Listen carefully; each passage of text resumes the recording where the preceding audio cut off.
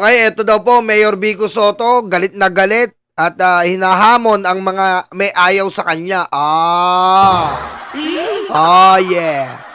Barangay Bagong Ilog!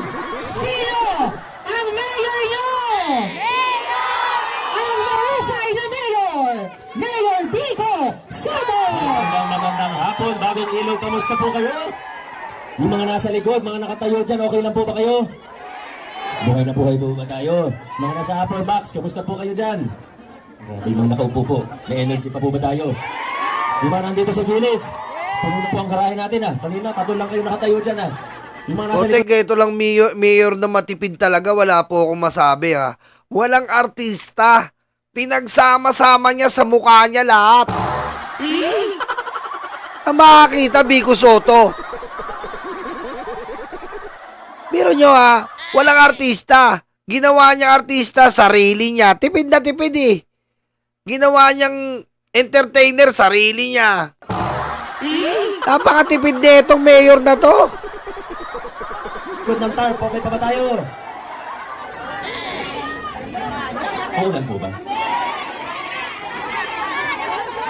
So Roman, baka pwede natin patalong kayo San Pedro kung uulan. Hindi yan. Huwag kayong mag-alala, mga 2 oras lang po ako magsasalita. Okay lang Huwag niyo akong hinahamon. Maraming salamat, Bagong Ilog, sa napakainit na pagtanggap sa giting ng Pasig. Maraming salamat po sa mga may pasign. Pero ibaba niyo na po muna, baka mapagod po kayo. May nagpagawa pa ng mga pin, may pa-t-shirt. Maraming salamat po sa inyo. Nakakataba po ng puso. At malinaw. Alam niyo po magugulat ka dito. Yung ibang politiko po namimigay ng t-shirt. Si Vico, yung mga tao ang nagpiprint ng t-shirt, binibigay sa kanya. Putik, ibang klase, no? Ang dami pong nagpagawa ng print ng t-shirt, Vico Soto for Mayor. Hindi po siya nagpagawa.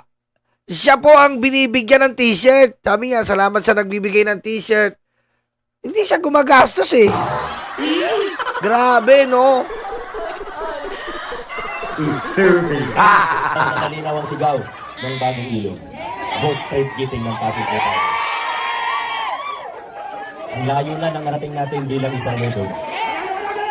Tinapos na natin yung mga panahon na hinahawakan tayo sa leeg gamit ang resources ng pamahalaan, yung takutan system, palakasan system, kung mas maganda yung benepisyo pag mas malapit ka sa kusina. Tinapos na natin yan. Paborito nating simbolo ng pagbabago na ito. Wala na pong iba kundi ang ating pamaskong handog.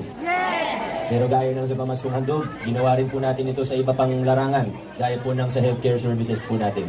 Nalala po ninyo dati, uso yung mga card. Di ba yung mga senior nun, may blue card, privilege card.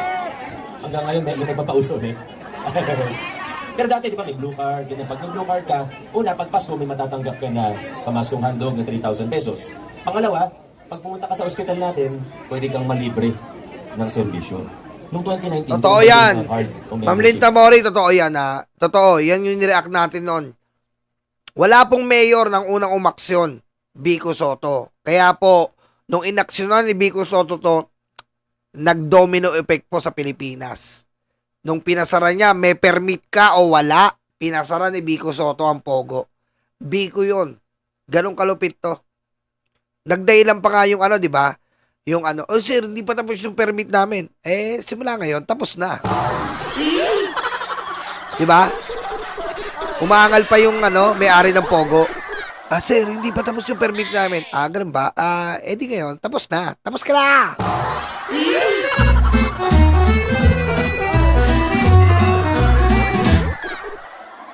Walang dito, yung kumalaban dito, talo talaga. Talo. Wala nang kakainin. Walang kakainin talaga. Walang kakainin. Lakas na ito. Noong una, may mga nagalit po sa akin. Pero siguro, fast forward, 2025 na po ngayon, nakita na pa Sir Serwin, sa asawa niya, hello. Franciel.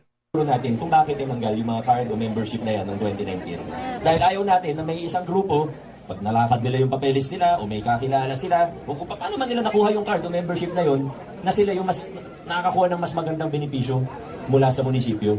Ang gusto natin, kung may kayang gawin ng pamahalaan, kung may pwedeng ibigay ang ating gobyerno, ito po ay hindi para sa ilang pili lamang, kundi para sa bawat isang Pasigenyo. Sa simpleng halimbawa ng pamaskong handog, pinakita natin na posible magkaroon ng isang LGU na pantay-pantay ang tingin sa bawat isang mamamayan. Sa card na yan, tinanggal po natin. Ngayon, pagpunta kayo sa ospital natin, kahit hindi senior, taga-Pasig, no balance billing po tayo. Ito na po yung ginagawa natin sa ating lungsod ngayon. Ang pinaka-importante po rito, malayo pa man sa perpekto, ay yung direksyon po natin na hindi na palakasan, wala nang takutan. Kung anong pwedeng gawin, kung anong kayang gawin ng gobyerno, hindi po pinipili kung sino lang yung tutulungan o bibigyan. Ganito na po ang tinataguyod natin na paggugobyerno. Ito na po yung tinatawag nating mabuting pamamahala o mabuting paggugobyerno. Binubuksan din natin ang ating pamahalaan. Ngayon, nakabuklat ng mga libro natin. Kitang-kita nyo kung ano nangyayari. Sino po dito matagal nang nakatira sa Pasig? Sino po sa inyo, naabutan niyo po na naabutan niyo pa po na 3 floors lang ang City Hall natin? Marami po sa inyo. Ito po tanong ko. Ngayon kasi, di ba? Kasi bukas na bukas tayo, pati yung kontrata nasa website. Yung detalye, yung breakdown, pinreset po namin bago pa man mapirmahan yung kontrata. Ngayon, pwedeng punahin, pwedeng mabigay ng feedback. Karamihan ng feedback maganda, pero kahit yung mga negatibo, pinakikinggan natin. Kasama yan sa trabaho namin bilang government officials. Kailangan pakinggan namin lahat. Basta totoo, basta hindi yung gumagawa lang ng kwento, ibang usapan po yun. Pag gumagawa ng fake news kasi gusto lang manira, ibang usapan yun, hindi na natin kailangan intindihin yun. Pero kung totoo yung question, bakit ganyan yung presyo? Dapat sinasagot po natin yan at handa tayong sagutin yan, walang problema. Pag sinabi, kailangan ba talaga yung gantong 3 tower ba talaga ang kailangan natin? Hindi ba pwede isang building na lang? Pwede kami mag-explain, walang problema doon, hindi minamasama ang mga tanong. Pero ito naman po, ang tanong ko rin sa atin, yung mga nagtaas ng kamay na naabutan po yung City Hall na 3 floors pa lamang noon. Nung pinagawa po yung hanggang 8th floor at hanggang roof deck ng City Hall, meron po ba dito kahit isa pong tao na masasabi nyo na alam nyo kung magkano yung project na yun? Kahit isa po. Galing, no? Nasa 1,000 na pong tao ang tinanong ko. Kahit isa, wala pang nagsasabi na alam niya kung magkano. Yan ang maganda. Si Biko po, pag may pinagawa siya, pinapakalat niya kung magkano yung project na yon. Napakahusay talaga nito. Napakagaling mo, Biko Soto. Kamukhang-kamukha ka talaga kita.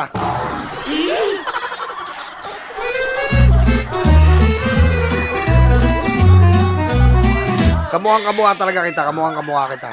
Yung pagpapagawa ng hanggang 8 floors ng City Hall natin. Pero tanungin ko po, yung project natin ngayon, narinig nyo na po kung magkano? Alam po natin lahat, 9 billion po yun. Alam natin lahat kasi walang tinatago. Bukas ang inyong pamahalaan ngayon.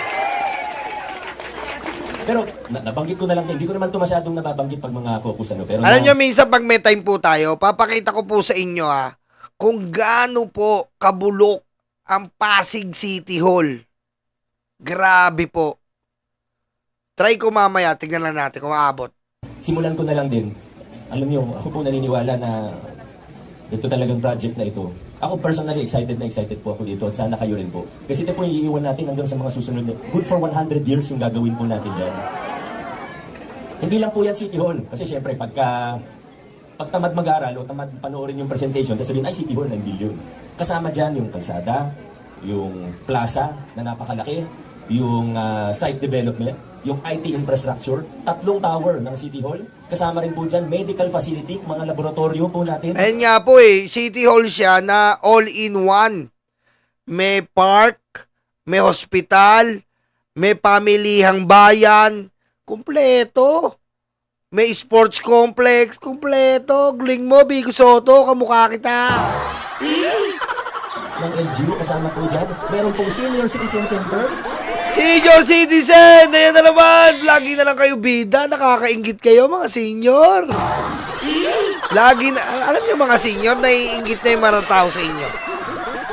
Naiingit na iba't ibang mga estado ng bawat Pilipino sa inyo, mga senior. Lagi kayong mahal na mga mayor. Napapansin nyo? Hanggang senador, mahal na mga senior na to. Ha? Mahal na mga senior na to. Ibang klase, ha? Galing nyo talaga mga senior. Wala pa tayong ganyan sa Pasig, di ba? Ilan lang naman ng bakanting lote sa buong lungsod ng Pasig. Pag may nakita ka ibang lote dyan, napakamahal na. Sa paligid ng City Hall, umaabot na ng more than 100,000 per square meter ang bentana ng 1,000 pesos. Kaya kung ano yung lupa na meron tayo, kailangan i-maximize natin. Kailangan i-maximize. Ito yung tamang panahon para gawin yan. Ano pa ba nabanggit ko na? Nabanggit ko na yung Senior Citizen Center, meron pong may study area para sa mga kabataan, may parking, yung IT infrastructure, 46,000 square meters ng floor area, evacuation center, at kasama po sa kontrata, ito sa ibang kontrata ng City Hall, di ba? Pagka building ipapagawa, building lang.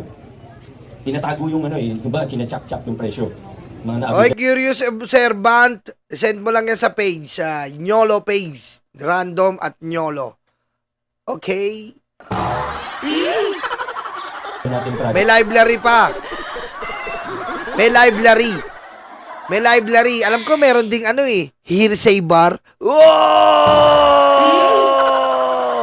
May hearsay bar!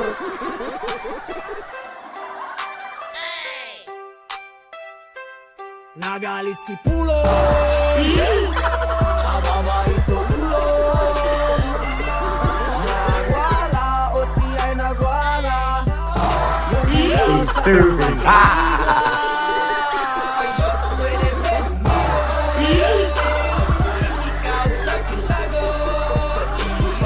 May hearsay bar. Jet, sabihin, 100 million, pwede pala, shell lang, building lang, walang laman. Ito yung kontrata natin, kasama pati interior fit out, mga furniture, fixtures, kasama po, lahat sinama na natin. Ibig Lahat, sabihin, kumpleto kaya na, walang no? punto kinakwento, ang punto lang natin. Ito na po, Ayan, kumpleto na lahat-lahat. Alam mo, eto po pakita ko lang sa inyo. Pakita ko po sa inyo. Ngayon ko na i-share ko na sa inyo. Eto po kasi, ayan, ma-share ko lang sa inyo Ito po ang City Hall. Tingnan nyo po yung City Hall ngayon. Kung gaano po kalupit.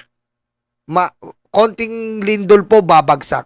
Pag pumunta kayo dun sa side na yon, yung difference ng level, dun sa may side ng elevator, mga ganito lang yung difference, no? So, dito, ganyan. Ayan po level po yung building. Pero sa sobrang ano po, umangat na.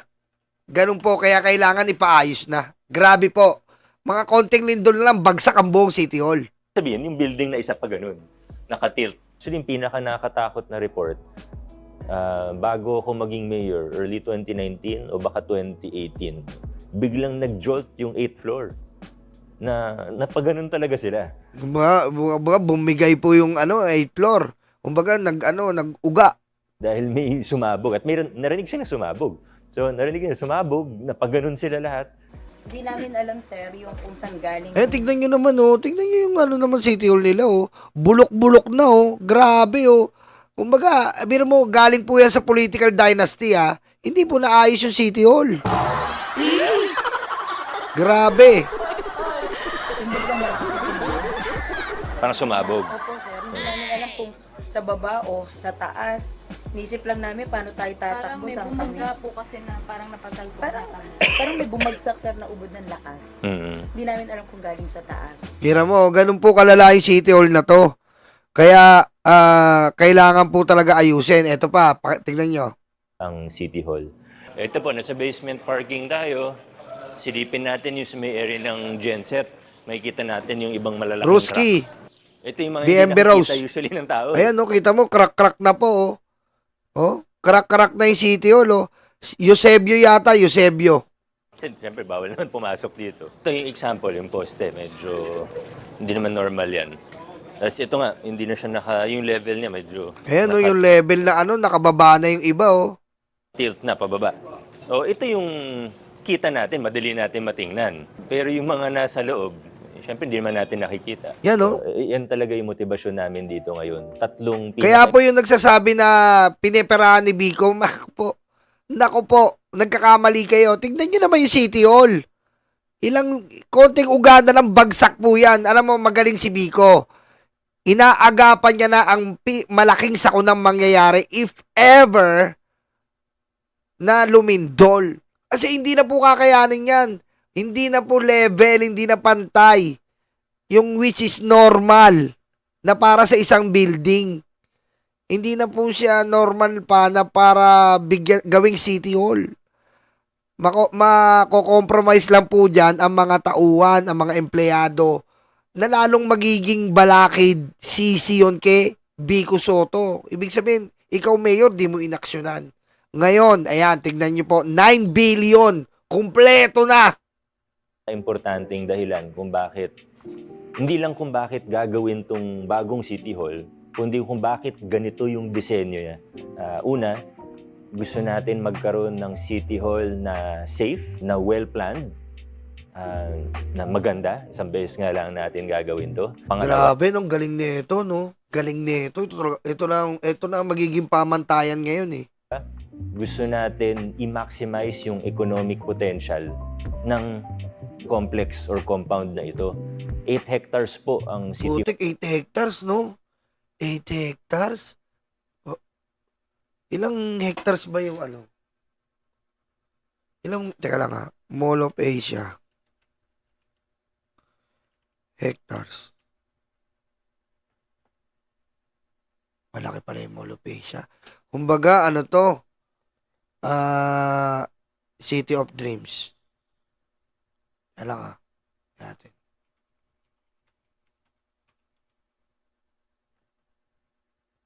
Oh, parang City of Dreams po. Kung nakapunta po kayo sa City of Dreams, meron po siyang 6 hectare. Kasi laki po ng City of Dreams. Ganun po ang magiging City Hall. Medyo malaki pa sa City Hall nila.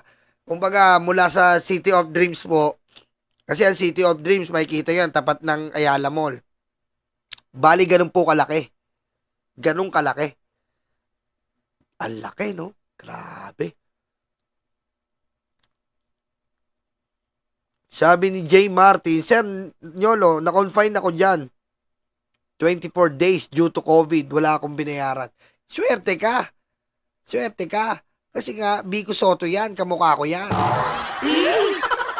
Kasi laki ng pogo ni Alice. Ito na magiging pamantayan. No? Oo nga. Ito nga. Sinasabi ko nga parang City of Dreams. Kung nakarating kayo City of Dreams, ganon kalaki. Kasi ang City of Dreams po estimated 6 to 7 hectares. Dagdagan nyo lang ng konti. Hall complex or City Hall compound natin, hindi naman lalaki na ito. Ito na yun. Tanggalin natin yung mga dead spot. I-maximize natin yung mga underutilized areas. Gandahan natin para efficient yung paggamit. Pati mga open space. Para Galing, no? Biro mo, may plaza, may plaza, madami. Oh. Sa Negra yan. Grabe kayo agad. Wala naman kulay eh. Siyempre, sa sobrang haba nung pinagbagsakan. Ano siya? Are you? Ito malalaki. Itong side. Ito. Grabe, luman-luma na, oh. Di ba dito meron din? Yan, oh, laki ng crack, oh. Ang laki ng crack, oh. Nung bagong gawa siya, hindi naman siya uneven. Wala naman siguro magde-design na nakaganon yung building. Tsaka ang masaklap po nito, hinahanap po ni Vico Soto yung plano ng building. Wala pong plano yung building. Wala pong plano yung building. Hinahanap ni Vico Soto yung plano, yung blueprint ng building. Wala pong makapag-provide. Magaling. Napakagaling po. Napakagaling. Hinahanap ni Vico Soto. Kaya nga po, ang talagang the only way is gibain. Kasi po hindi niya makikita yung talagang, halimbawa, sa blueprint po kasi, makikita mo niya yung pundasyon, sukat ng pundasyon, anong nasa loob ng pundasyon, ano yung biga, lahat-lahat ng information ng skeleton niyan, nandun yan sa blueprint. Yung capacity, yung ganyan-ganyan, etc. Kaso wala po. So, the only way, kung nandiyan sana yung blueprint, kayang remedyo. Kaso wala eh. Kung papakailaman ni Vico yan, eto lang inayos niya, iba pala yung sukat, yun ang problema. Mas bumigat, lalong guguho. So, the only way talaga is, gibain. Wala pong blueprint, nawawala.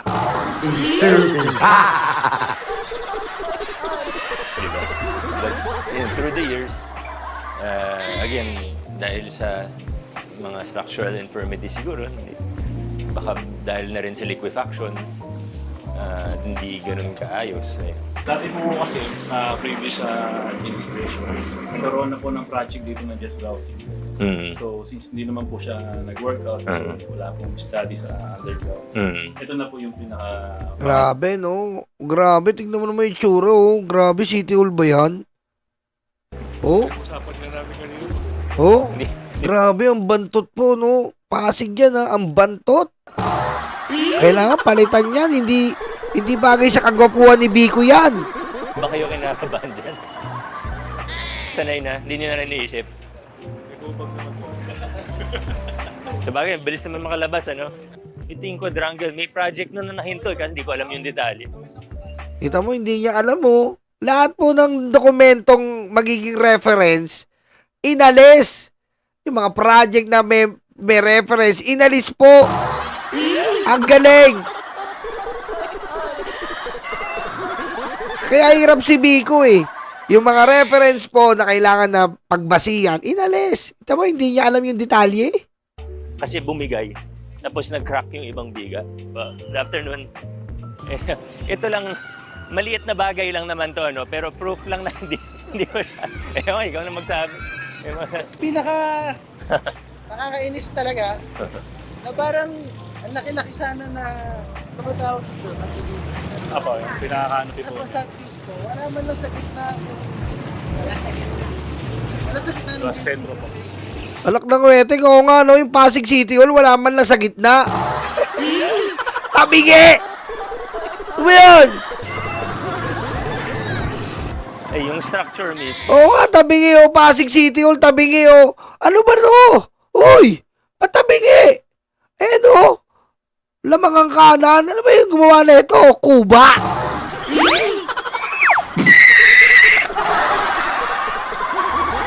Ang pinaka-original niyan. Ang gara, Kuba! Yun lang, hindi pa kasama yung Ang facade. gara ng gumawa na ito.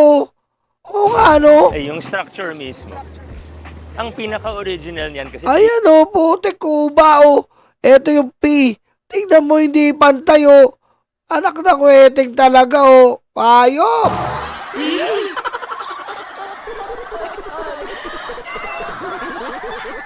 Gara, oh. Biro mo, nakakaya naman. Biro mo dito. Ang gara, oh. Hindi man lang binawa. Ang gara naman talaga naman.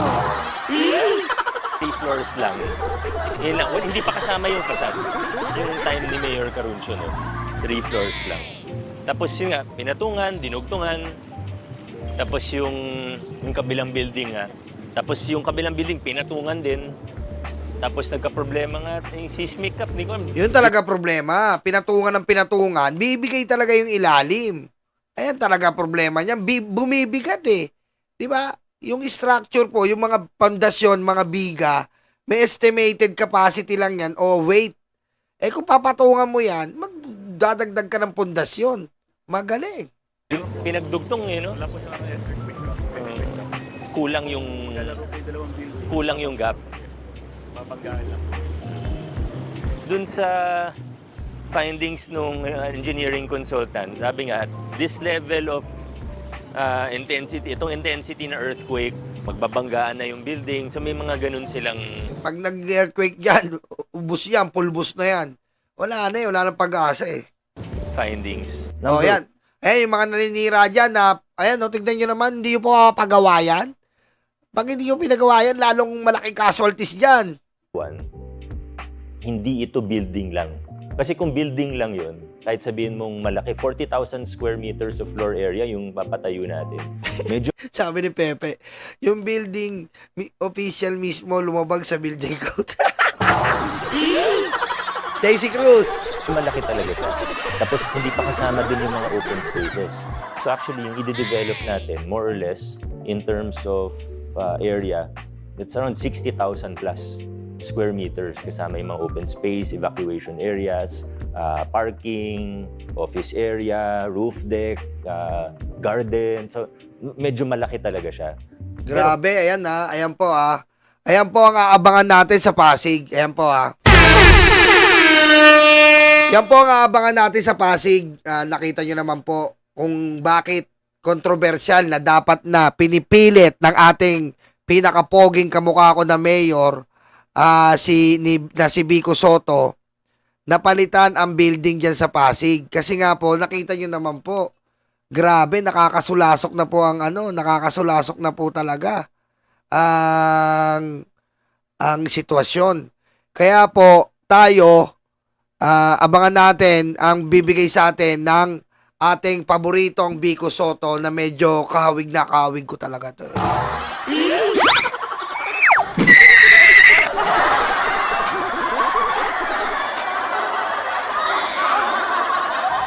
Nagalit si Pulong sa babae tulong. Nagwala, usi nagwala. Yung bugaw sa saksakin bigla. Ayun, pwede ba lumiyo?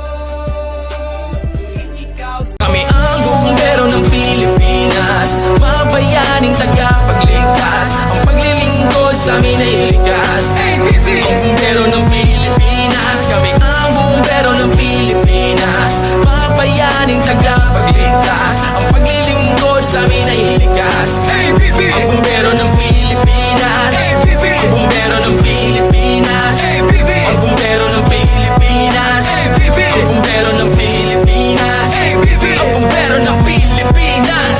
Para sa mga maralita, may puso, may tapang, may Diyos. Para sa mga maralita, may puso, may tapang, may Diyos. Para sa mga maralita, may puso, may tapang, may Diyos. Para sa mga maralita, may puso, may tapang, may Diyos. Kami ang bumbero ng Pilipinas, mga bayaning tagapagligtas. Ang paglilingkod sa amin ay likas. Ang bumbero ng Pilipinas, kami ang bumbero ng Pilipinas, mga bayaning tagapagligtas. Ang paglilingkod sa amin ay likas. Ang bumbero ng